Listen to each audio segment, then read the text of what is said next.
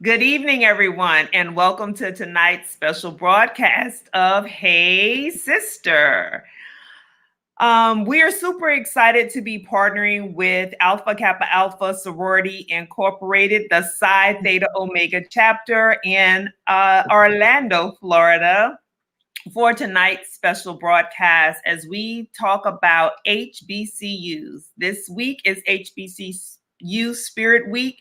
And as you have on the screen, you have three HBCU graduates, very proud HBCU graduates with you this evening. And we have so many guests lined up that we are going to have a very lively and robust conversation about the HBCU experience from a student perspective, from alumni perspective, from non-traditional students to those who you would be surprised, like, well, why did you choose an HBCU, right? Mm-hmm. But we all get something glorious out of that experience. So, but with that, before I introduce our guests, sister, how you doing? I am doing as well as I think we can be doing in these uncertain and unprecedented times. Or I guess at this point, are they really that unprecedented?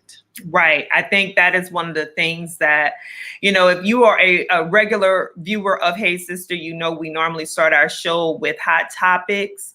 And tonight we do want to, although this is a special broadcast, we do want to recognize what's happened with the non-indictment in the Breonna Taylor incident, or the faux indictment for wanton endangerment, and the selectivity of who was wantonly endangered in terms of the residents in that apartment complex. Certainly, it appears that once again, the system is working as it's been designed. And I think it's one of the reasons why this conversation about HBCUs is so very important. Yeah, absolutely. You know, for me today, just having everything hit, right? We heard about this yesterday, and I think nobody was surprised, although we were all still hoping against hope, but no one was surprised with the outcome. One of the things that struck me is, like you said, the system is working the way it was intended to work. And when the system, if you will, was created, it was created where, you know, we were considered 3/5 of our counterparts who are white in order to, for representation purposes. And being 3/5 human, or 3/5 of a white person, and being considered property, it really does mean that you're not seen as a human life when someone takes your life. And this idea that there's any justification for killing someone in their home who is not posing a threat, it's problematic for me. Yeah. And I think the wanton endangerment just speaks to, again, the idea of property, and the idea that the walls got more justice than Breonna Taylor, and that's a problem. So yeah, absolutely. And so on that note, I know it's a little bit of a sad note, but once again, I think it just reinforces why we need HBCUs. Yes. And the guest that we have on camera with us, Ms. Laura White-Cowan, who is a dear friend and a fellow HBCU graduate. I remember a few years ago at one of our annual Sloan family celebrations, we were discussing HBCUs versus PWIs. And one of the things that she said at that time that struck me so much, has been so profound, and I repeated it over and over again because it's so very true, because I definitely believe, yes, you should go to an HBCU. It's going to be the best time of your life, the best education you can get. But you talked about the self-actualization piece, and you said it's the only time in our children's life in which they will have the experience of being in the majority, and we should give that to them. And I was like, you know what? You're absolutely right. And so welcome, Ms. Laura White-Cowan. She is the chair of the Psi Theta Omega HBCU committee. Welcome. Thank you. Thank you, ladies, and thank you for having us. I am the chair of the committee alongside Sharita Jackson and Shanae Brown. We work tirelessly for Alpha Kappa Alpha at our chapter of choice, Psi Theta Omega, and we want to thank you for allowing us to share your platform. For those who do not know, this is a minority-owned, a blood sister-owned, a sorority sister-owned podcast. And we're so appreciative of your support and your partnership. So our overarching goal today is to introduce students and families and parents to the overall educational aspects, the social aspects, and the professional aspects of HBCUs, and the fact that those things are available to students of all cultural backgrounds. So we have individuals today that will represent some of those subsets, and they will talk about their personal experiences, and it will help kind of demystify HBCUs for those who are not familiar. And it will also help debunk any of those misnomers that people have about HBCUs that just are not accurate. So again, thank you. I will be a happy spectator today. And at any point that you want me to hop back in, ladies, let me know, but I'll pass it back to you in appreciation again for you allowing us to be here. Well, thank you so much. But first and foremost, what HBCU are you representing tonight? Always, I bleed blue. Blue, Tennessee State University. Yes. All right. And I had to at least say that because, we didn't put that in the intro. Yeah. And we've talked about our HBCU experience before, but tonight I represent always the Xavier University of Louisiana, and my sister represents the Southern University and A&M College in Baton Rouge, Louisiana. Yes. And you know what's so cool, Lavora, and talk about full circle moments and the power of the HBCU connection and the power even of our sisterhood. So one of our chapter members, that's your fur baby. One of our chapter members in Orlando, she was like, oh, my baby she got accepted to Southern. She's going to Southern. And I immediately connected her with my sister so that she would know someone. And she was like, oh, send me her cash app, because if the baby's going to Southern, I'm going to help her out. And that is the power and the beauty of the HBCU connection. And we see it over and over again, right? Yes, we do. Yes, we do. We support our own. We help your babies. Reach out to us. We're happy to do so. And that's one of the things that hopefully someone will speak to today. And that's that familial feeling that you get as soon as you step on that campus. And I think that we owe that to our children. As you stated before, I really believe that the majority experience is something that we cannot take for granted. We owe that to our children for once in their lives, to give them that opportunity. And they can go wherever they want for graduate school. They can go wherever they want for their doctorals. But when they leave our homes, let's give them something a little bit familiar and something that we'll never be able to offer again.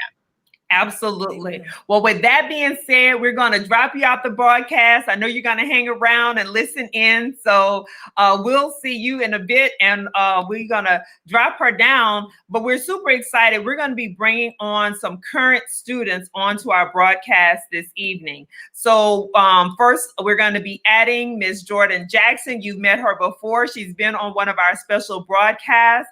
We're going to add Ms. Kaylee Ellis. This is her first time with us. We see that Tennessee State pennant in the background. I see that. And we're also going to be adding Braxton and Makaya to the broadcast. So, hey, ladies, how y'all doing? Good. How are you? Good. Fantastic. Well, Jordan, I'm gonna go to you first, and yes, I'm biased. So if y'all got something to say about that, yes, I'm biased. But she is a senior this year at the Xavier University of Louisiana. She has a twin sister who has class tonight, but they hail from the city of Houston, Texas, and I'm so glad to have you on. But Jordan, tell us, why did you choose Xavier? Okay, so hi everybody. The reason why I chose Xavier or I chose an HBCU in general, actually in high school, I think during the time of like when Donald Trump was being elected and just the whole political climate and the social climate at the time really influenced my decision. And then also going to a high school that wasn't predominantly my race. I believe it was about 7 or 8 African Americans in my particular class. So being the minority in that aspect, I was just like, this is I don't necessarily want to deal with this for a long period of time. So I said, why not take the time to go to an HBCU where I can be the majority and be uplifted? Every day when I go to class, I'm greeted with future doctors, future lawyers, artists, musicians, all types of just Black excellence. And I love seeing it every day. And I wanted to take the opportunity to get this experience now because I know that, in the real world, I'm going to be the minority all the time. So why not, enjoy my 3 to 4 years here at Xavier and just enjoy my time being around people that look like me and share the same experiences. Absolutely. That is awesome. And you're in one of the greatest cities in the world, even though y'all still in phase 2. You know what Mayor LaToya said. They gonna say what? In phase 2. They were moving it. They supposed to be moving at some point, but welcome and thank you for joining us. We'll come back with some more questions for you. So Kaylee, Braxton, and Micaiah are all at Tennessee State University. So ladies, I'm going to start with Kaylee first because Kaylee, you are not a Black student. I mean, it's going to state the obvious, right? But, there are some who would, because we hear it all the time. So I'm sure you've been asked, why did you choose an HBCU? So actually my first day on campus, I was walking through this, like the tables and quad and everything. And someone like stops me and they're like, why did you choose TSU? And I'm like, oh, like, what do you mean? And later on, my friend told me, she's like, Kaylee, she asked you that because you're white. And I was like, oh. So I'm an agriculture education major and not many schools offer that major. And so when I was looking for schools, I wanted to stay in Tennessee because I'm from Nashville. I'm right outside of Nashville. And I looked at at Tech, I looked at Knoxville, I looked at Martin, I looked at a bunch of different schools around here and I toured them and just like something never felt right. Mm-hmm. And so I went to TSU. I had been there once before on a school tour. And I just remember like walking in and like feeling home, like family. And they literally, people stopped their day in their tracks and like left class to come meet with me. And I hadn't had that experience at any other school.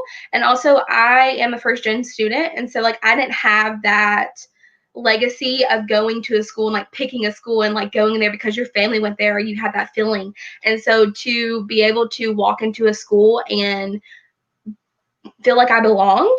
I feel like a lot of people feel that same way. And I felt like I belonged to TSU and I do belong at TSU. So I'm like instantly there. I was like, Mom, we're done looking at schools. I'm done. I know where I'm going. And I was able to actually stay at home. So I was able to save a little money too.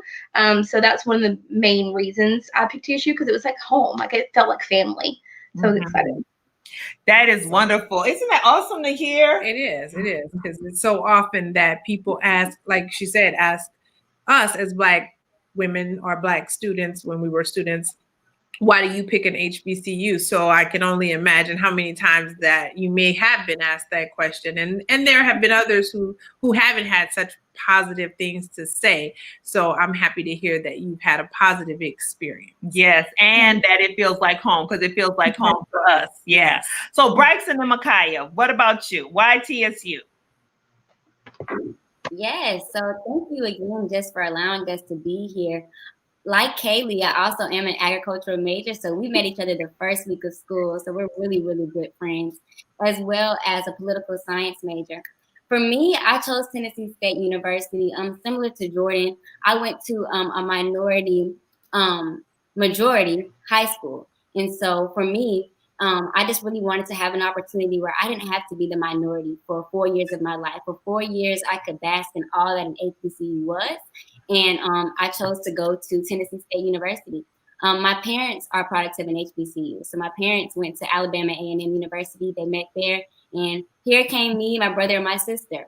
And so an HBCU runs through my blood. I always knew that I wanted to attend an HBCU. And when I got to Tennessee State University, there were so many opportunities awaiting for me. I didn't know that I would be able to, serve as Miss Freshman my freshman year. The last 2 years, I've been able to serve as our student trustee on the university board of trustees. And then having an amazing roommate like Micaiah. Yes, and we're a part of the same sorority. So we've had amazing opportunities to just grow and become more than we ever thought we could be at Tennessee State University. So that's just a little bit about why I personally chose TSU. Yeah, and Braxton, I remember texting Braxton and I was like, Braxton, I'm your roommate. She still wasn't even sure she was going to TSU. Yes, because I was choosing between various other HBCUs at the time. Yeah, it was pretty weird. It was pretty awkward correspondence. But I grew up in Nashville. My parents both went to TSU. And at first I was not coming here. I was like, I'm not going to go to TSU. I'll look around and figure out where else I want to go. But I knew that I wanted to study engineering or going to pre-med. And so I was trying to narrow down my school choices by what I was majoring in. But it kept popping up. Like TSU's engineering program is the bomb. Yeah. So I ended up coming to TSU. They gave me a full ride. That heavily sealed the deal. Yeah, that was good after that. And scholarships matter, right? Yeah. So I'm here now, and I'm a senior mechanical engineering major, and we're gonna go out to the world and take what's mine. Conquer all of this. That sounds good. Well, this is a fellow former civil engineering major as well. So you can make a connection because that's what the HBCU experience is all about, making those connections. So ladies, let's talk about really going back to school and going back to campus in this time of COVID. We know that it's been challenging for you all.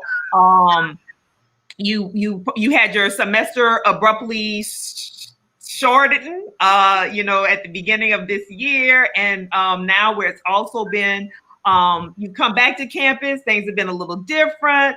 I don't know who wants to take this question first about what it's like being a student in the time of COVID. I'll go. Okay.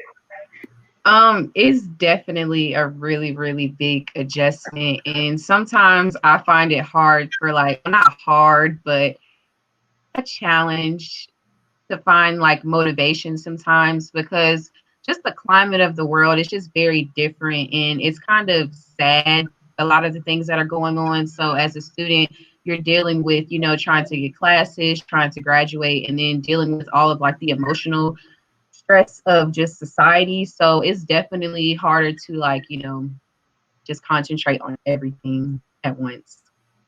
Yeah. Anybody else want to share their experiences with that? Thank you for because it's a brave thing to say that we're not okay right now. We're doing it, we're going through it, but we're not really all fully okay, because it's emotional, mentally taxing, right? So who else wants to jump in next? Yes, it definitely has been different. Like you said, in March we had to leave each other, and for us, we spent every single day together, and we've spent every single day together since our freshman year, first day of college. So it was definitely different to have to leave so early and spend so much time apart from each other.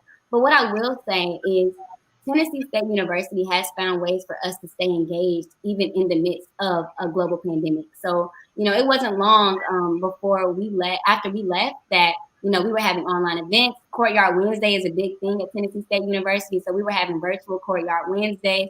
So everything that we love and know about Tennessee State University has been transferred to a virtual platform. Although it is not the same, we just kept on and kept pushing. And I think that's the essence of a HBCU. An HBCU teaches you how to make do with what you have. And during this hallelujah, yes. So an HBCU teaches you to make do with what you have, and so we know that's in our blood. We make do with what we have to make do with, and so a global pandemic, we're gonna make it work. And so I think it is different. It isn't the same, but challenges come, and we learn how to overcome them. Tennessee State University has prepared all of us to grow outside of our comfort zones. And so that's exactly what we're doing right now. Yeah, I definitely agree with Braxton, because she, like, literally we can say that we went to school during a pandemic. We can say that we conquered this. Like, looking back, it's going to be like, wow, we did this, and we can face anything. Absolutely. And I would add, I love that, Micaiah and Braxton, that you said you've been together every day, because what you'll hear, of course, from the alums as well, is that the relationships that you create at your HBCUs will be the relationships that carry you throughout your lives. I had the fortune, we, of course, are from a small Southern Louisiana town where we went to school with folks from first grade to 12th grade. Mm-hmm. And to have some of those same people transition with us to college and still have a lot of those relationships today, mm-hmm. That's something that is priceless. So I love to hear that you all are so close. And yes, you have something that you have a level of resilience that others don't have, but especially being at an HBCU.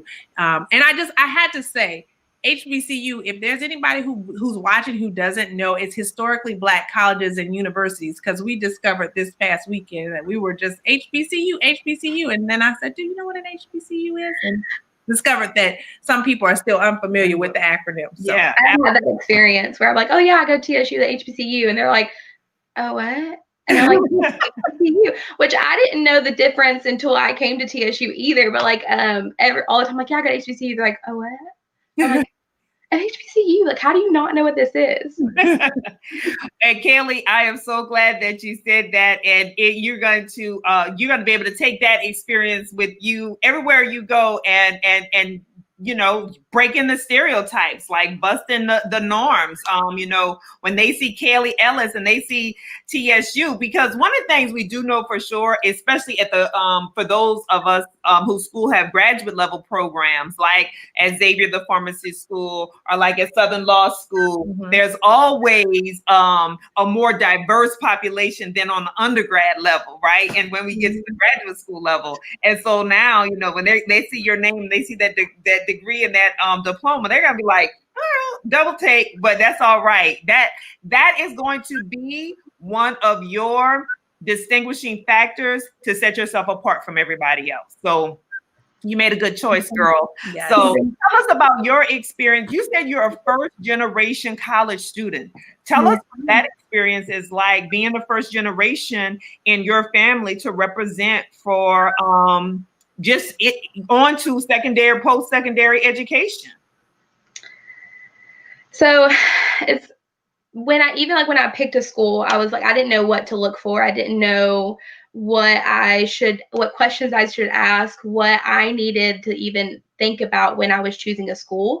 And so now I'm kind of thinking about that differently when I do go to post-grad and if I go to graduate school or whatever I'm doing. So it's kind of cool that I have experiences first as HBCU, that I get to, no matter where I go, I carry that with me. So like, I am an ambassador for Agriculture Future of America. It's a national organization. And so just for me to be able to show up and be like, oh, you go to HBCU, like you go to TSU, it like starts conversations, and I'm able to educate people through that, which I love as an educator. And so I feel like no matter where I go, this is such a good stepping stone for me and a good foundation for me, that I feel like I can do anything now and be with any group of people, any mindsets. And I feel like it's just really prepared me, because I am from a really small town where I did grow up with the same people K through 12. And so just to like step out of that comfort zone and join other people, and like people that may not be like-minded, that may not have the same major, may not have the same background as me,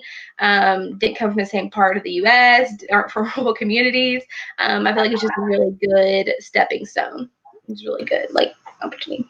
And I just want to say, like, having Kaylee, because me and Kaylee, we've had classes together since freshman year, and it's so awesome to see, like, now that she's in Agriculture Future America, like, I don't know if for everyone that's listening, that's such a huge accomplishment, and that's such a huge thing.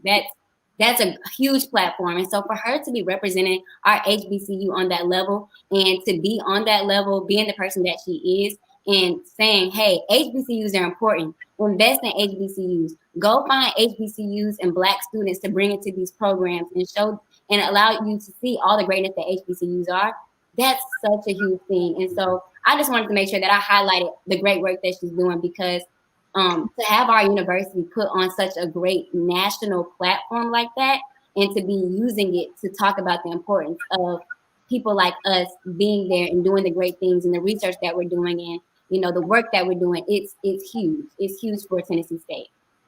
Well, thank you for sharing that. And we love when we support one another. So Absolutely. We have some people that saying these students are awesome, that you're representing so well. They agree you're so well spoken. And so I want to thank all of you. We're going to drop you down in the broadcast studio, and we're going to bring some other students up, but we want to thank you all for being with us. So hang on the line, because we're going to bring you all up later as well in the broadcast. Thank you, ladies. Thank you. Thank you. So while we're doing that, I just wanted to, you know, they touched on the fact of going anywhere with an HBCU education. And that's one of the things that I want to just touch on. Of course, we know that Xavier University of Louisiana is #1 nationally in placing African Americans in medical school. But some other fun facts that we shared, you know, a few of us are members of Alpha Kappa Alpha Sorority Incorporated, obviously. And I'm in the far western region. So on our website, some things that were shared, some facts that were shared. HBCUs are responsible for 75% of Black PhDs, 46% of Black business executives, 50% of Black engineers, 80% of Black federal judges, 85% of Black doctors, 50% of Black attorneys, 75% of Black military officers, 40% of Black dentists, 50% of Black pharmacists, and 75% of Black veterinarians. And the one thing that we know for sure is that an HBCU education can carry you anywhere. Both of us also went on to graduate school, and we performed very well in our graduate studies. We know a number of folks who've done the same. So, you know, other people will try to put limits on you because of your HBCU education, but that is a reflection of them, not of you. So I just had to say that. Absolutely. And so now we're going to bring on another group of students who represent an organization called OLA. OLA, and I'll let them tell me all about OLA, but all of these students are representing the Bethune-Cookman University over in Daytona Beach, Florida. I see alumni who is in the studio who's cheering in the background too. So welcome, ladies. How are you all doing tonight? I'm great. Thanks for having us. Absolutely. We are super excited to have you. So we want you all, who wants to tell us what OLA is, and we're going to get into your HBCU experience, but we love, because again, the diaspora is reflected in the HBCUs. And so tell us about OLA. So I currently You're serve on mute, as... Stacy. I just wanted to chime in really quickly. We also have a sister from North Carolina A&T, Miss Omalani, in the top right-hand corner. She's representing for Latinegras. And so she's connected to all of us through OLA because of an initiative we started to start bridging the gap between all Latinos and that either attend an HBCU or have graduated from an HBCU. So Omalani is repping Aggie Pride with our Wildcats on this call. So I want to make sure we shout her out too. Thank you so much. And for clarifying that, because my notes about that are on my phone that's over there. So thank you so much for clarifying that. But Ayana, you were about to tell us about OLA. You said you currently serve. So go ahead and finish the story. Thank you for that clarification. Sorry. Hi guys. My name is Ayana, and I currently serve as the president for the Hispanic Organization for Latin Awareness for the 2020-2021 school year. And OLA is something that brings the Hispanic students on BCU's campus and the African American students together, and we work together in order to spread Hispanic culture to other students as well as the Daytona Beach community. We work with local churches, and we do community service and try to interact with students as well as tutoring to teach them about the Hispanic culture and what it means to be Hispanic or Afro-Latina or whatever you identify as. All right. And it's September, which is Hispanic Heritage Month. So let's represent for Hispanic Heritage Month as well. So Omalani, who is representing and from North Carolina A&T, welcome. But the Aggies who are representing. So tell us a little bit about you and why you chose North Carolina A&T. And then she also mentioned the Afro Latinegras. The connection. Latinegras. I wanted to say that correct. Thank you. All right. Yeah. Well, first of all, I want to say, I can't. We can't hear you. Oh, you can't hear me. Wonder why you can't hear me. You can't hear me at all. Okay, I can hear you now. Perfect. Okay. Yeah, I wanted to say I can hear you now. Go. Okay. Yeah, so A&T is known as the home of the greatest homecoming on earth. This is not to be disputed. But I love my HBCU. Going to A&T, it was one of those things where before we even went to college, before we were even old enough to know anything about college, I don't know if you all have heard about this Aggie Pride, but it's all over the world, and people make you feel like you have to go to A&T. Like there's no other option, there's no other choice. Like A&T is it. So I went, but now I get it. I understand it totally. Like I graduated like a little over 10 years ago, but I still call my department. You know, I'm still in touch. I also pledged an undergrad, and my big sisters are still like my for real big sisters. They check me like they used to. They support me like they always did, you know. And I love my HBCU, but because we know both the struggle and the pride of it, I think there's no real rift between HBCUs. Like there is love that we have between each other because we know what it represents. We know why it's important in this current world that we're living in. And we know how having that supportive foundation has meant so much for our lives since. And I teach at an HBCU now too. Okay, where do you teach? Florida Memorial University. Okay, very good. Awesome. So I should have brought you on with the alumni. See, I have my notes all messed up. So That's good. but that's good to know. It still works. So but Danielle, so tell us a little bit about you, your experience, and why you chose BCU.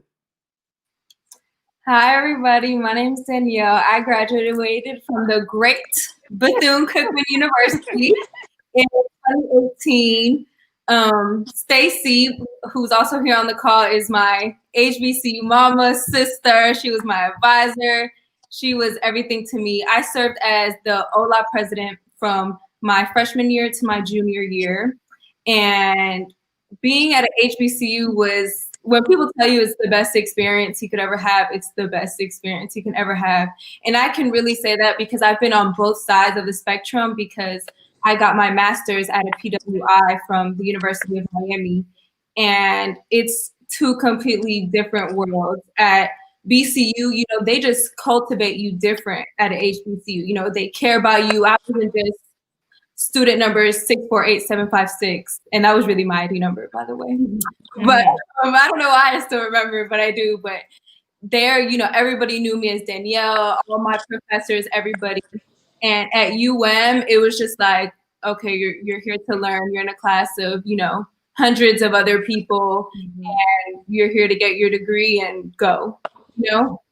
And I think it's really important for people to understand that at HBCU, like everybody says, you know, it's a family. And even till this day, people that I met my freshman year, my professors, you know, people in administration, we still talk to this day, you know, just how are you? Do you need anything? Like how are your kids? Stuff like that. So I think, you know, it's definitely made me into the person that I am as a person and as a professional even.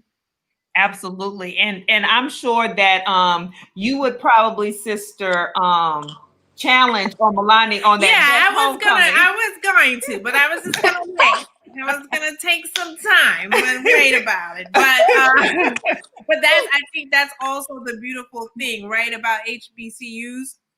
We can kind of pick and poke at each other and have our little, you know, tiffs, but Nobody else better mess with us because Right. this is going down.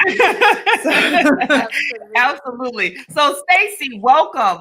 So tell us a little bit more about you. And so you served as an advisor for Danielle, and I'm assuming you're serving as an advisor for Ayana right now as well, or Yeah, so that's correct.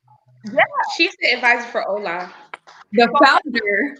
Oh, wow. Right, that too. So tell us about Yeah, those are being my the founder girls. of this organization and then being able to see your legacy live on. That's fantastic. Yeah, no, it's been quite the journey. Something I can't even put into words what it feels like to see, something that me and a few classmates saw a vision, right? Almost a little over 9 years ago, and to still see it in flourishing, to still see it touching lives on the campus, off the campus, and then the connections we've made through the organization. People like Omalani, I mean, great people who we're connecting with, and who we have the power to change lives, really, right? The HBCU, I always say the HBCU education and experience is like no other. And it's one that we all feel very strongly about. And as you mentioned, you go one time and you're a part of that culture and that atmosphere, and it's almost as if all 105 students, alumni, experience, and environment, because we share the same history, the same background, the same struggle, the same support system. We're one big family, and that's one experience that you will never get anywhere else. So I'm a firm I'm a HBCU advocate till the day I die. When I speak to other students, when we're doing recruitment fairs, I say, well, when you talk to me, you're gonna get a bias, because I just believe in the HBCU education and experience, and there's none like no other, right? And I say it up front just because of what I've experienced. And then when we're talking about on this platform, everybody shares that same sentiment. So we know it's real. We know it exists. Why not put it out there? Why not have platforms like this and educating, especially, and that's kind of where I come in with the Latinos. Not enough of us know about the HBCU education or experience, right? And that's my goal. That was my goal with Ola. That's my goal now as an educator working for an HBCU, is to touch as many Latino, Hispanic, Latinx lives, so that they, one, are informed about the HBCU education. We can recruit them, we can retain them, we can graduate them, and then essentially connect them. Because I'm a firm believer in being one and the same. And Omalani can get into the diaspora part of it. She's taught me so much history, but we are one and the same. And the more we unite, the wrecking force we will be. And the HBCU platform can do just that. And so, girl, you got me in here about to do a praise dance or something. Hello. That is absolutely so much power in what you said. But like you said, we can recruit you. We are going to matriculate you. We're going to graduate you. Like, you will not just be a number, and we're going to have that network for you once you go on and support you really for the rest of your life. That's what it's all about. So you all representing, you said the Hispanic, the Latina, the Latinx, the whole, I say all of the African diaspora, right? Cross that back to Omalani. Xavier University was founded by St. Catherine Drexel expressly to serve Native American and African American, really the descendants of slaves. That's why our university was founded. Expressly. We know about Mary McLeod Bethune and what her mission was in educating. So I'm gonna toss it to Omalani, since you said she can give us a great history, and just talk about the history of HBCUs of really serving all underrepresented groups. Right. That's really important. And you all put me on the spot with this. But it's been a while. But there is a reason why a lot of our schools are agricultural and mechanical, or agricultural and technical, which ties in with the founding of our HBCUs and things like that. And you also said like the diversity of it, right? Is that what you said? I do want to speak to that too, because earlier somebody mentioned something about diversity. But when I went to an HBCU, that's when I first realized how diverse Black people are. You got the ones who like rave. You got Black people who don't like Black people. You got Black people who love Black people. So Black power, like you see the whole like spectrum of all of us, and it's so beautiful seeing that on the yard, as we say. But yeah, there is a history to it.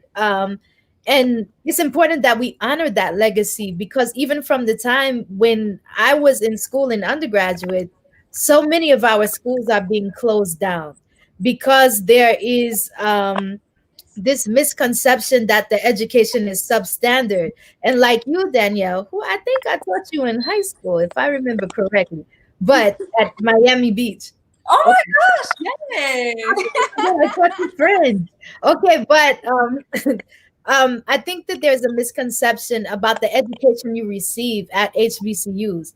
I also went to an Ivy League school, and what I found is that my education was better at A&T because, again, people knew what we were up against, so the teachers go harder. It's important to them that they know that in order for us to get half the credit, and I'm talking about still now in 2020, to get half the credit, you have to do 2 and 3 times the work. I remember going to the best universities in the world, sitting there with white students who couldn't barely phrase a sentence, and they were making A's.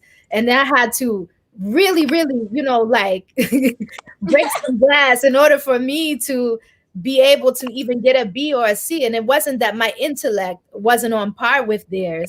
It's just that the world is unbalanced. I mean, as we see in the outcome with this case of Breonna Taylor, that we live in a system of injustice. That's our reality. And so HBCUs prepared us for that we didn't get sold the wolf tickets, as people call it, that we have a very sober view of this world. And nobody, they baby us, but baby us in the way that your mother gives you tough love, because she knows that if she doesn't give you some strictness, that you go out in this world lack and slack.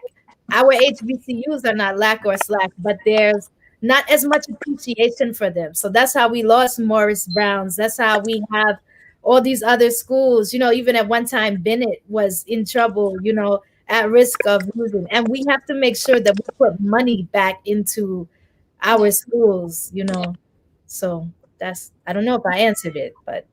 No, that was great. No, listen, you spoke to the diversity, and that is something that's very important, because I've heard that. I've heard where people will say, I know you all have too, why would you want to go to a school with only Black people? The world is not like that. And it's like, but all Black people are not the same. We're not a monolith. So there is so much diversity at HBCUs. And as we saw, everybody who attends an HBCU is not necessarily identified as being Black. So, but I also wanted to say that, again, as members of Alpha Kappa Alpha, we had the good fortune of raising $1 million again in a day towards HBCUs. But it's so important for all of us to give back. And I do believe, and my sister stole my line, but the 3 T's, time, talent, and treasure. You have to give back in some way. Everything, everybody is not at the same level monetarily, but if you have time to volunteer, if you have talent that you can donate back to your HBCU, absolutely. But of course, those treasures are very, very important. So thank you for bringing that up about always remembering to give back. Yeah.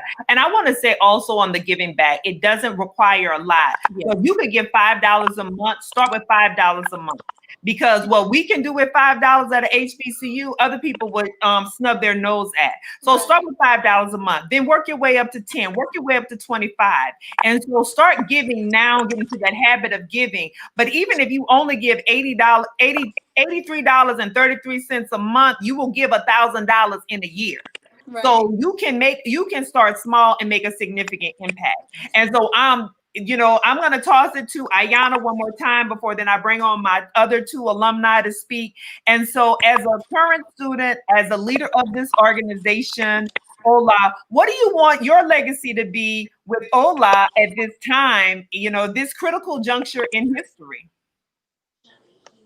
My biggest thing is I want people to understand that you don't have to identify as Hispanic to be a part of this organization. We want all people. If you are willing to learn, we are willing to teach you. And the biggest thing is we have a very much family aspect. We always reach out to our alumni and talk to them and see what can be done and what they want to see us do. And we reach back and we ask the students. And the biggest thing is reaching out to people, making sure that everyone's okay. It's not necessarily about learning the culture. With the time that we're in, the biggest thing is people's mental aspect right now. It's a lot of being online, and we need face-to-face interaction in order to be successful, because being online, you can only learn but so much. You can't learn people's body language just by looking at their face, or you can't know what's really going on in someone's head by looking at their face. So I think the biggest thing for me right now is just knowing that I'm there whenever you need to reach out. I always text the members of my organization, hey, are you doing okay? Hey, are you guys good today? I hope you have a good day at class.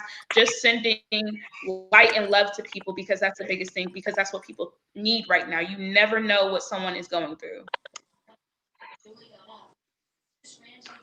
Absolutely. And I would say another student who is represented so well, because when you love and light is what a lot of us need right now. We all need right now. So kudos to you. So we're going to drop you guys down out of the broadcast studio. We'll bring you back up in a little bit, and then we'll keep this conversation going. So thank you. Let's see. And all right, Omalani, thank you. And so this is a good conversation. It is. We only have a few more minutes. But I know. We're gonna have to extend it. Yeah. So it's donate that find that. So then I'm going to bring on two alums. I didn't know we had some other alums. Like I said, my notes are over there, but we're going to bring on one Ms. Amanda Wilson, and she's been smiling and cheesing all in the background because so many BCU people are represented. When they normally aren't, that never represented. And then one Mr. Jeffrey Sloan, my husband, who's holding it down for the men. And this is about the representation with men and Black men at HBCUs, right? I feel I'm at Xavier University, 26-1. Oh my gosh, yes, that is one of the benefits is that benefits for the guys. Yeah. So we're dropping in the chat here where you can donate, and again, like I said, this initiative, this whole conversation is a part of HBCU Spirit Week. That's being recognized by the Psi Theta Omega chapter of Alpha Kappa Alpha Sorority Incorporated. So while we did raise that $1 million on Monday, guess what? You can help us raise even more to give to HBCU. So donate there for your fully tax deductible donation to our Educational Advancement Foundation. All right. So Jeff and Amanda, thank you. So we want you all to be on because you are the other side. We have a couple other graduates in there, but you are the other side. And I wanted you all here specifically to talk about life after, graduating from an HBCU, the life after, the network, the community, all that stuff. So I'm going to start with you, Amanda. You went to BCU, and so tell us about the life after, because so many people have already said it. The education is second to none, right? So how did it really prepare you professionally? Well, first, I have to say that I'm just so proud of all of the students that were just speaking. Very eloquent. I love it. And I love seeing our Hispanic young ladies at BCU. Yes, we had a couple on campus when I was there, right? And we had a club, but definitely it wasn't Ola. And I will tell you, my Ola ladies at homecoming, you guys are jamming, and I love it. I love it. I love it. Okay.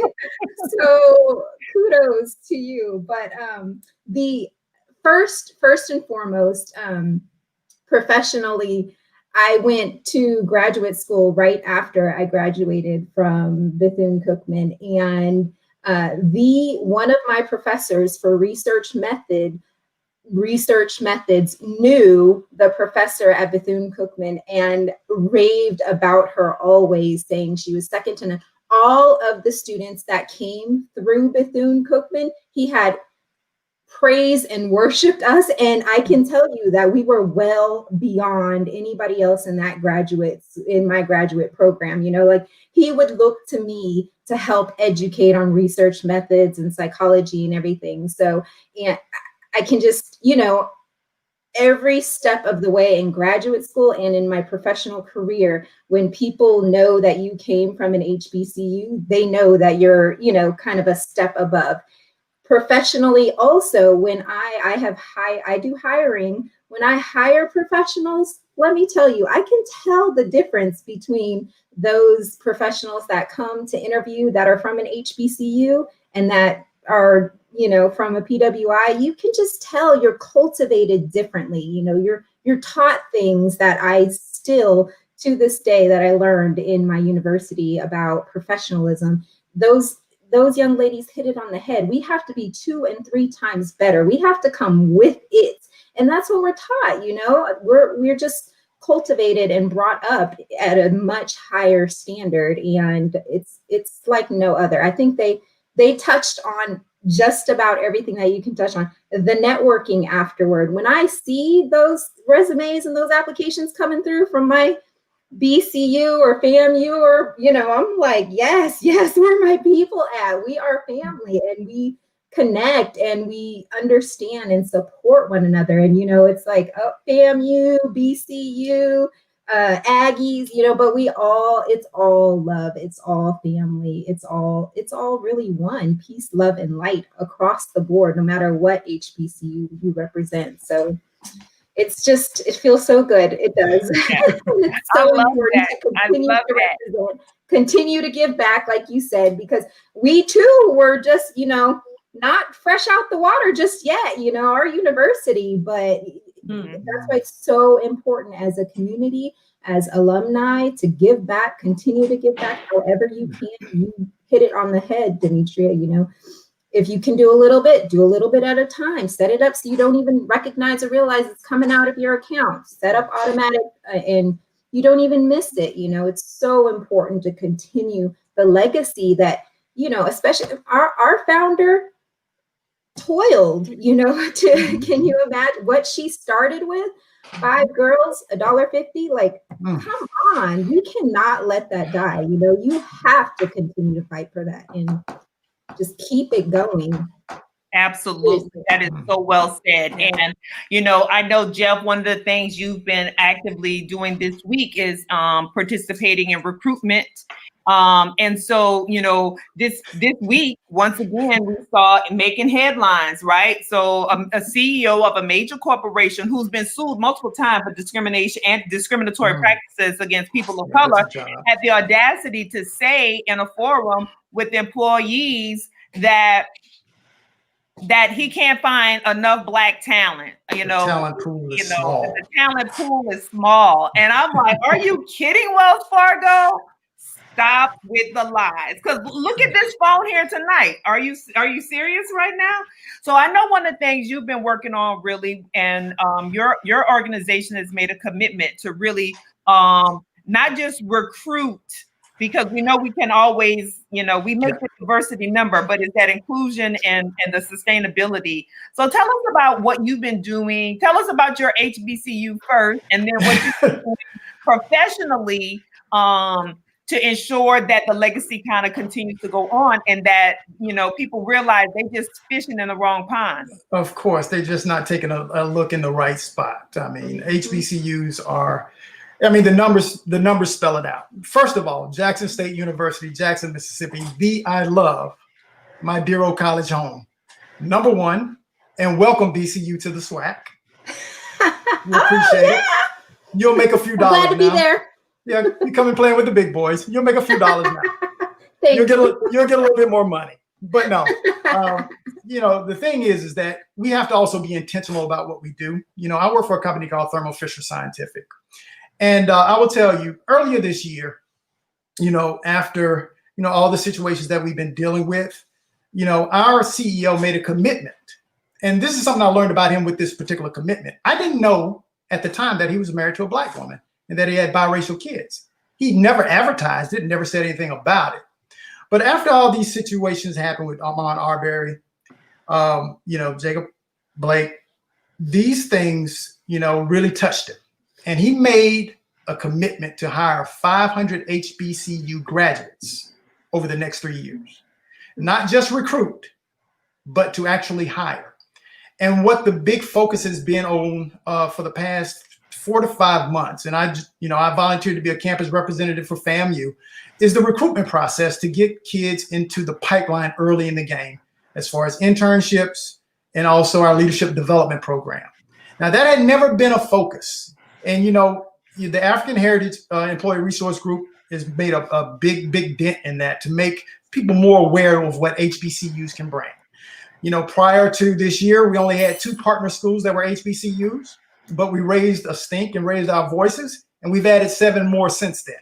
So, FAMU has been added, Morehouse, Spelman, North Carolina A&T, Fisk, Hampton, and give me a couple of years and I will have a couple of more SWAC schools in there also, because it is my intention to bring the attention to HBCUs. And when they say they can't find enough talent, come to us and talk to us. Let us lead the charge. Because to be honest with you, the talent acquisition scouts that we have, none look like us. And so when they say they have problems, getting through to HBCUs and getting, with the career services team, I say, well, you're just not talking to the right people. You ask me, I'll get you to the right people. So it's been a challenging journey, but it's been very satisfying. The past couple of days at this FAMU virtual career fair has been magnificent for me. Started off a little slow because the first 4 students didn't show up, but then come to find out 2 of them from one was from Northwestern and Colorado State, but the FAMU students did show up.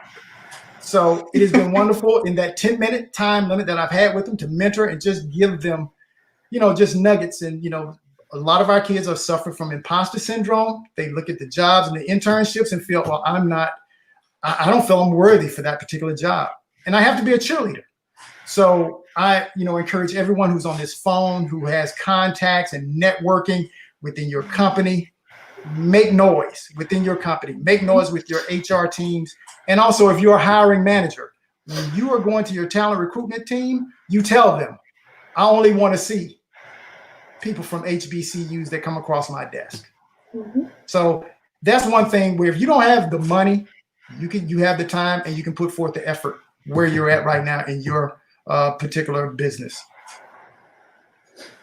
That is so very, very important. And I know that, again, that makes a difference. And that's something you've been doing a lot too, sister, right? Yeah. Over at your corporation, right? Yes. So I am with Intel Corporation, and we similarly have 6 HBCUs that we're focused on, but we're really working hard to grow the number of HBCUs that we're emphasizing, because the fact of the matter is the employee base represents more than 6 HBCUs. And I have a personal belief that, look, I'm located in Arizona, and there is no shortage of Arizona State University graduates at the company.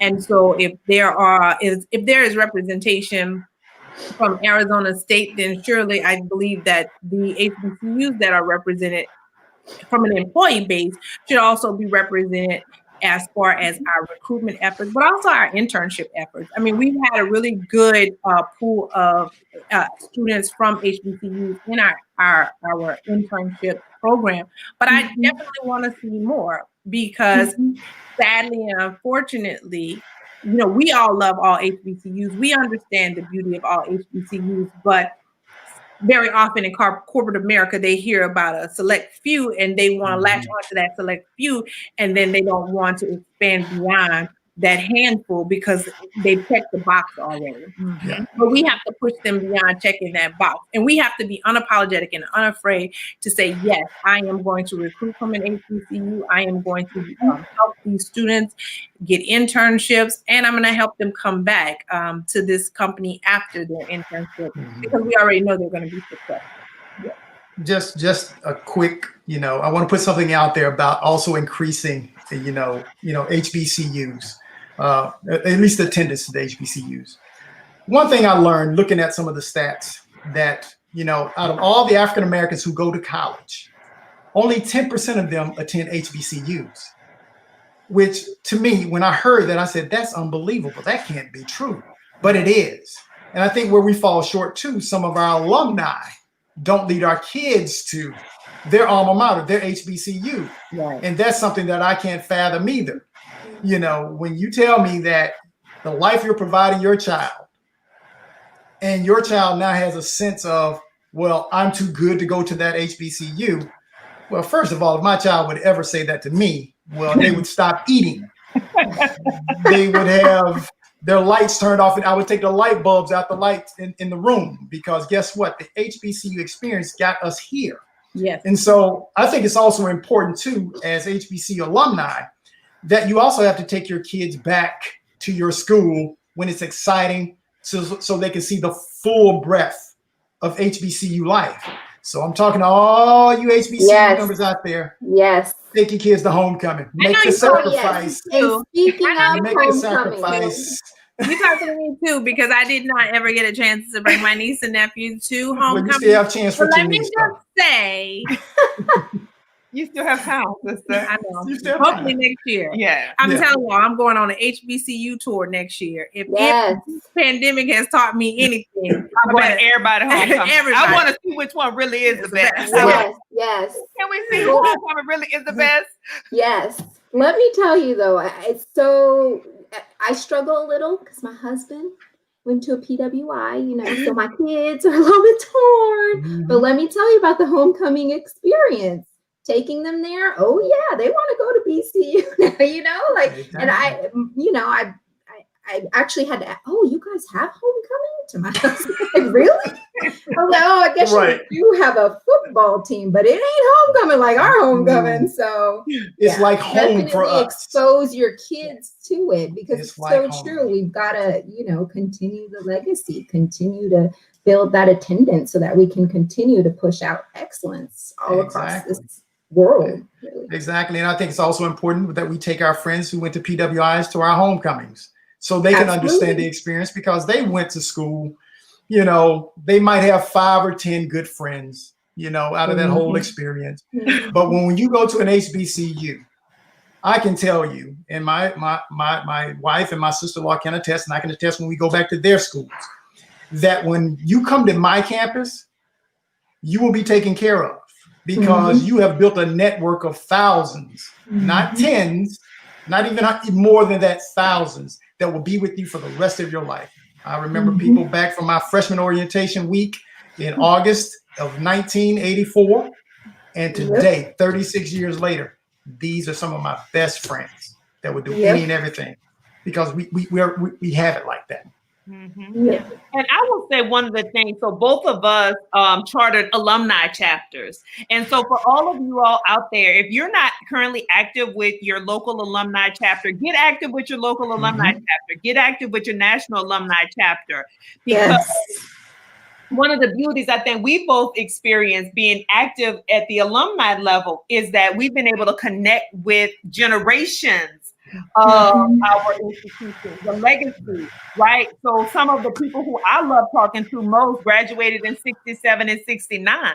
So I love talking to Miss McKenna and Dr. Hale, because they just bring me so much joy seeing these women who are so vibrant into their 70s. And, you know, there's so much hope and promise for me, right? Right. Yeah. And, you know, I had an experience when we just chartered our chapter in Arizona. So we are still, you know, finding folks across the state. We did it across the state because, let's face it, it's Arizona. But I mean, you know, people come as far away from Tucson. We mainly live closer to Phoenix, but they come as far away from as Tucson. But anyway, you know, we went to an event. We went to the MLK Day Parade, and we were the only HBCU there that was set up as a vendor. And I just happened to have some old yearbooks. And so, and I've had, you know, different people give me history books and things like that. And this gentleman came up and was like, oh, I went to Southern. And I was like, oh, yeah, what years, you know? Just so happened on the table, had the yearbook, and he flipped to the page where of his picture. And he was like, that's me. Yep, that's me. He went to Southern in the 70s. So, and then he obviously became a member of our chapter. So it's nothing like those sort of experiences.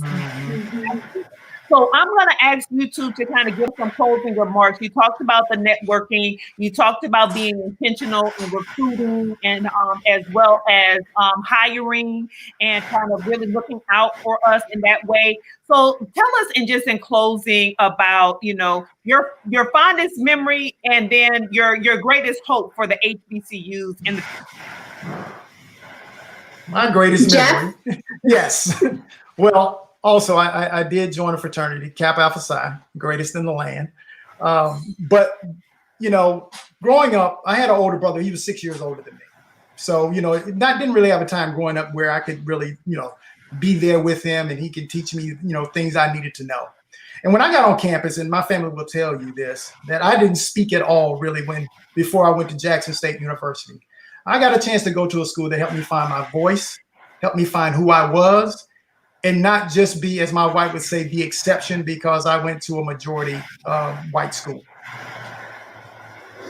Being on that campus really formed who I am today. The person, the husband, the father, you know, the friend that I hope to be to everyone that I meet. There's nothing that I would trade for that particular experience.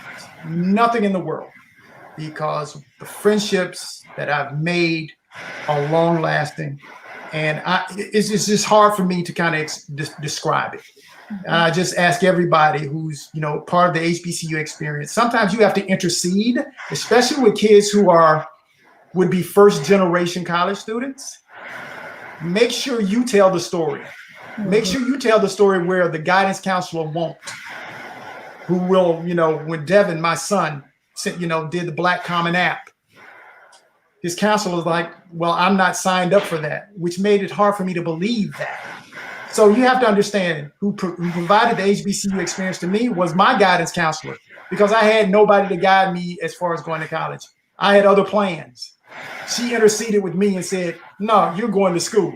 You made that test score. You're going to school because you're going to go free. You're going to go on scholarship. And guess what? You're going to go to my alma mater. I don't care what Tougaloo offers you.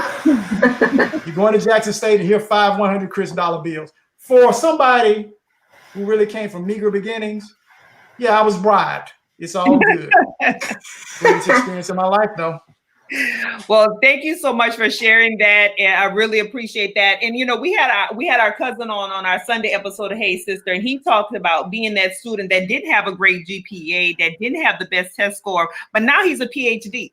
You know, and that's what HBCUs will do for you as well. They will take you, even those of us who might have a little bit of a struggle, and they will, as Stacy said, they will take you in, they will graduate, they will matriculate you, they will nurture you, cultivate you, and they will get you on to that next station in life.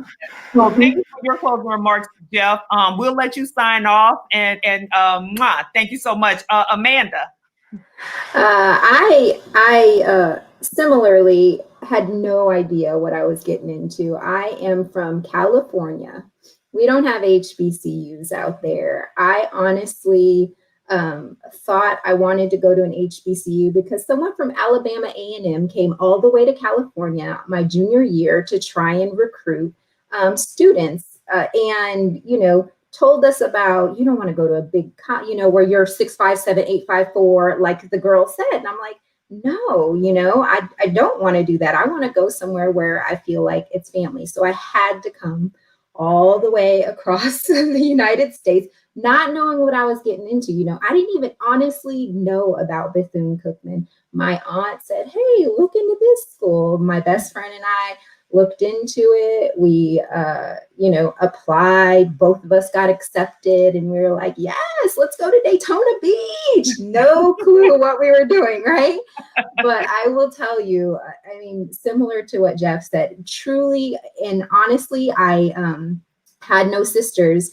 You know, when I first, I do have a biological sister that I met after, but no, didn't grow up with sisters really. And coming, you know, and pledging into my sorority and having a sisterhood and just, you know, the women and men that help to grow you into a woman. You know, I remember advisors to the different clubs that we were in, you know, traveling to different areas and them helping you to understand, you know, what it's like to, you don't walk out of your, you know, hotel room with your pajamas on, you know, like, you know, just helping you and molding you. And so I think, you know, even things that I didn't get from home and from growing up as a child, like it truly instilled in me the woman that I am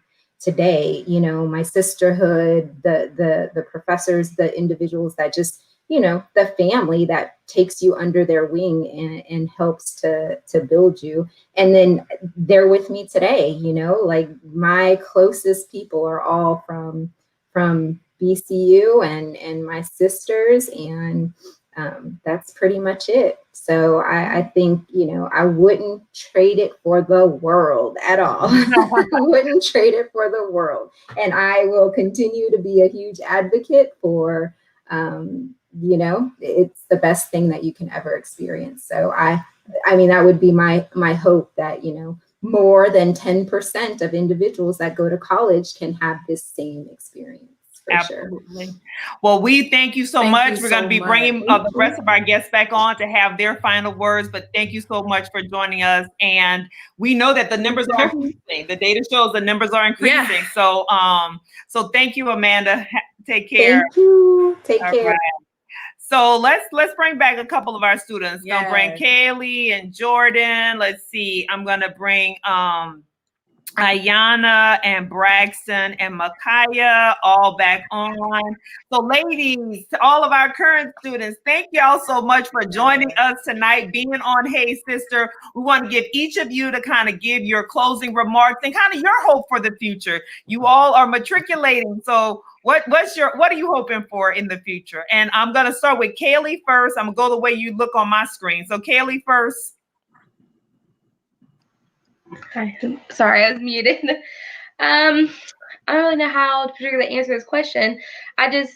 One of my main things is when I talk to you about HBCUs or talk to people about that, I go to TSU. So right now I'm student teaching, and I had a conversation with my students about they mentioned an ag program, veterinary, and I was like, hold up, TSU, that is also they do vet there. Like we have veterinary, we have agriculture education, and they're like, oh, I never thought of that. I'm like, why not?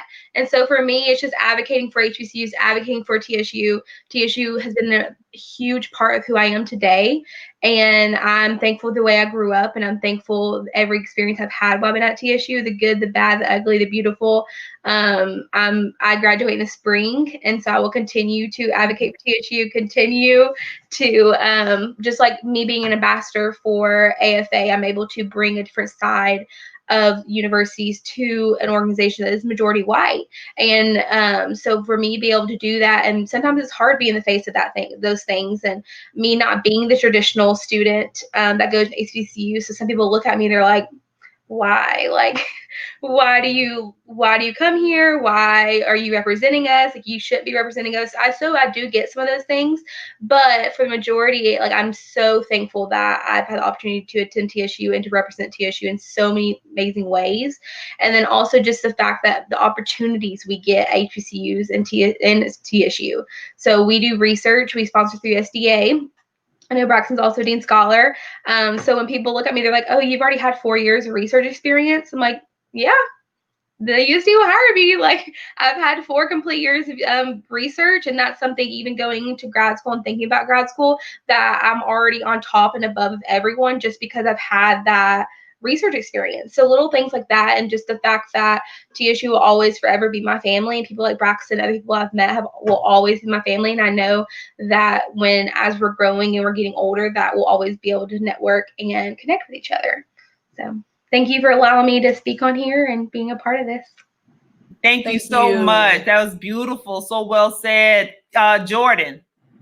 Yes, so to all the students watching and to all the parents who have students, please send your children to an HBCU. There is like literally no experience like it. And you're taught to work hard. You're taught to persevere through anything. you like Kaylee said, the opportunities that you get are like no other. You literally, like Xavier, we say, you leave ready. You literally leave ready. Like you can literally face the world. And a lot of times you can come up against your other peers who are literally mediocre at best, but you will just set the standard. And anytime you walk in a room, you are able to, say that you came from an HBCU, say that you were a product of an HBCU, and never ever be ashamed of that. Your education is not anything less or necessarily anything more sometimes, because I know, like, I'm an accounting major, so people down the street at Tulane are learning the same thing I'm learning. Their books are the same price as my books, so at the end of the day, it's just how you apply yourself. And the teachers, they're going to love you. They're going to grow you. They're going to mold you into what you need to be so that you can be successful. And, you meet so many great people that you can keep, for a lifetime around you. So definitely choose a HBCU, for your 4 years of your life, because it's going to really shape you into who you're going to be as an adult. So thank you for having me. It was really great to be here to talk to you guys. All right. Thank you so much. All right, Ayana, and then I'm going to close it out with Braxton and Micaiah. You guys will close out this portion. But Ayana first. Thank you for letting me be on here again.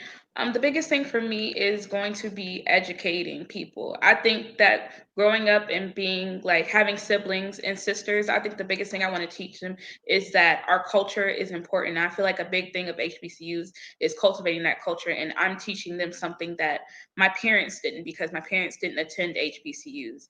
And as I say at Bethune-Cookman University, you enter to learn and depart to serve. And serving can be anything you want it to be. And I think the biggest thing is educating people on what an HBCU is. When people ask you, you educate and tell them that it's the best thing in the world, because it is to us. It's our culture. It's everything we learn here. Everything they teach us is something you're never going to get anywhere else. Mm-hmm. Fantastic. Braxton, Micaiah? Yes. One thing we say here at Tennessee State University is we enter to learn and go forward to serve. And so that's a model that we would take with us wherever we go. It's so important. What I want people to take away from this is the importance of funding HBCUs, supporting HBCUs, and putting your all into HBCUs. We provide and produce the best of the best, the brightest of the brightest, and it's so important that we fund that. There are so many things that are so important about HBCUs, and with this upcoming election coming up, there's so much that impacts HBCUs. And so I guess the one thing that I would want to say is vote, vote, vote. HBCUs are on the ballot. Things that directly impact Black students and our education, our lives mattering is on this ballot. Mm-hmm. And so if I could say anything, is to vote on November 3rd. Sign up and apply for your absentee ballots. Do what you have to do to stay civically engaged, because our lives are on the line and HBCUs are on the line. Well said. Thank you, ladies, so much. Oh no, I'm sorry. I was excited. I was typing and everything, because you said HBCUs on the ballot, our lives on the ballot. That is powerful. Yes, thank you. Yes. Yes, I definitely agree with everything Braxton said. We need to make sure we're educating people on voting and just getting people out to vote, vote, vote. But I also, one other thing that I'm super passionate about is getting kids that look like me, kids that aren't really sure about what they want to do in the future, giving them someone to look at. So I'm a mechanical engineering student. I think I saw maybe like 3 Black engineers before I got to school. So I want people to understand, kids to understand, you can be this person. All you need to see is an example. So that's something I'm super passionate about, just trying to reach more students to get them involved in STEM, and just show them you could do this, and you can do what I'm doing. You can get the internships. You can do the research. You can do it. You just need someone to show you that. So that's what I'm super passionate about. That's what I've been trying to work towards, and just help kids get involved with STEM. And that's awesome. I think that's important. That's something that HBCUs help with also. Representation matters. Yeah. Yes, it very much does. Well, thank you, ladies. Sister, you want to say anything to these beautiful ladies? They're just so excited. Yeah, this is amazing. Listen, I just want to say thank you all for coming on the show. And, even in our adulthood, every now and again, we are we are challenged with the things that are happening in society. But when I listen to you, when I see you, when I look at your beautiful faces, and I hear you speak with such power and self-confidence and assurance, I feel like this country, this world is going to be in a better place because of women like you. So thank you very much. Yes, you all have very clarity in all of your voices. So thank you. So I'm going to let you all sign off. So bye, ladies. Happy studies. Yes, I'm going to be bringing back up our other guests so they can give their closing remarks as well. And yes, so let's see. We have Stacy, Danielle, Omalani. So want to give you ladies an opportunity to give us your closing remarks before we bring out our chair of the committee, and she's gonna wrap us up this evening. But my heart is full tonight, ladies. I don't know about you, but I'm feeling so good right now. So tell us about, what you want to say in closing about, HBCUs, why HBCUs, and anything you just want to say in closing tonight to everybody out here who's watching. I'm going to start with? I'm going to start with Stacy. So I'm going to be real quick because all three of my kids are acting a donkey right now. But my response to that is, why not the HBCU, right? I'm going to close with HBCUs are more than just a Black thing, right? We are a everyone, a everybody, and everyday thing. And so if you ain't talking about it, you done missed the train, okay? All right. I love it. Yes. Danielle, we'll come to you next. All right. I want to say once again, thank you so much for having me. And it was so nice speaking with all these other ladies, plus your husband. Everybody speaks so eloquently, and everybody is so intelligent here. And I would just like to say, for the parents that are watching, send your kids to HBCU. Kids that are watching, please go to an HBCU. To piggyback off what Stacy said, you might think a HBCU is not for you because maybe look like me or look like the other young lady that's currently a student. But look, there are Africans at HBCUs, there are Cubans, there are Jamaicans, there are Haitians, there are Puerto Ricans. So please understand, Russians. So please understand that you will get the best education of your life at an HBCU. And whatever you want to do, if you want to be a doctor, a veterinarian, an engineer, you want to work for Google, Amazon, everybody does it. So and I also just want to put it out there, I could drop my email or whatever in the comments. I was an accounting major, worked for a Big Four firm. So if you want to talk to me about anything about accounting, HBCU, being a Latina at a HBCU, I am here to talk to any and everybody.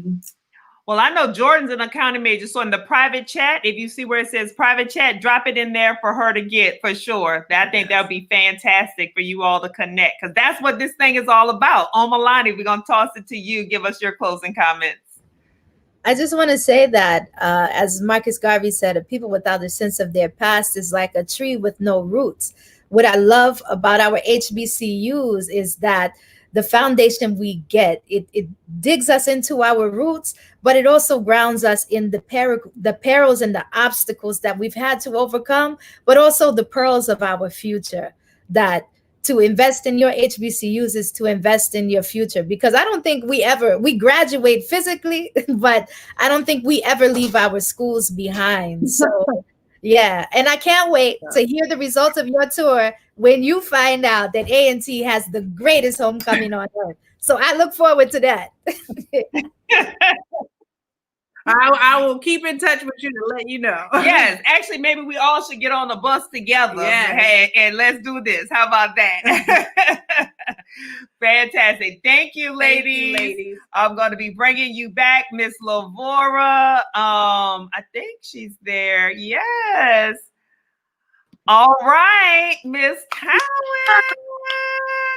So, I'm overwhelmed. I could not be more proud in this moment. I'm a proud HBCU graduate. I'm a proud African American woman. I'm a proud Alpha Kappa Alpha woman. This is a great moment. We showed our ability to be vulnerable. We showed our ability to be powerful and strong. And we showed the fact that we are those things simultaneously on a day-to-day basis And yet, we strive, we make it happen, even with all these things going on all around us. And it was just exemplified today. So thank you so much for allowing us to be on your platform. We could not have elected a better representation. So thank you, sisters. I'd like to just say, in closing, Target One, the overall goal of Target One is to not just bring awareness to HBCUs, but to also demystify the collegiate entry process. We have an opportunity to continue to do that even in the midst of COVID. We have tons of virtual events that we put on for the student population. We won't take up too much of your time this evening because I know we're already over the hour, but I would like to leave our email address, which is ptohbcu@gmail.com. If you have any questions at all, if we can help you as a parent, if we can help you as a student, if we can help your organization, please do reach out to us. We welcome these type of partnerships. This one is going to be a hard one to match because you ladies showed up and showed out for us, and we're very appreciative. Thank you so very much. Well, thank you. We welcome the opportunity. Again, this is all about amplifying the voices, and everybody represented so well. So my heart is full for this opportunity. I am a HBCU for life. And I don't care which one you choose. I say just choose one. If you want to choose mine, great. But if you don't want to choose mine, that's okay too. Because hey, go where your major is going to be. Go where you want to pursue something, right? So I say just choose one. And so that's what I want to say in closing. So I want to thank everybody for joining. Sister, what do you want to say in closing? What I want to say in closing is, Ms. Lavore, thank you so much for doing this and for considering us as the platform of choice, because I'm sure you had other options. So I appreciate that you came to Hey Sister for this. And then, you gave us your email address, ptohbcu@gmail.com. But if you have any parents or any students, I believe I could speak for everybody on this panel. If they need to connect directly to any one of us, we are willing to help. We're willing to put them in contact with representatives at our respective universities. As Omalani just said, we never really graduate, and I believe we all have tentacles and hooks back into our respective campuses. So we are here to help in that effort because we believe in the power of HBCUs, and we know exactly what the network. But what they do, they have undergirded this economy. That's how I feel about it. So. Thank you so much for having us be a part of this experience with you. Yes. And so we all have left to serve, and that's what we're here to do, to serve. And so you connect with us on Hey Sister. Please, if you are out there and you're not a normal follower of Hey Sister, please like, follow, share. Yes, like this broadcast, share it with other people, share the YouTube channel, share the Facebook, the Instagram. It's all there on the screen for you to see. Share this with your networks. We have powerful conversations. We always feature HBCU graduates. Yes. So anybody who was also on tonight, if you have a story to tell, if you want to be a part of this broadcast again, if you want to reach a larger audience or a different audience, come back on, like, follow, and share Hey Sister, and just thank you so much. So everybody that's still in the broadcast studio, y'all stay in there. But for the rest of the public, we're saying good night. Thank you. Thank you.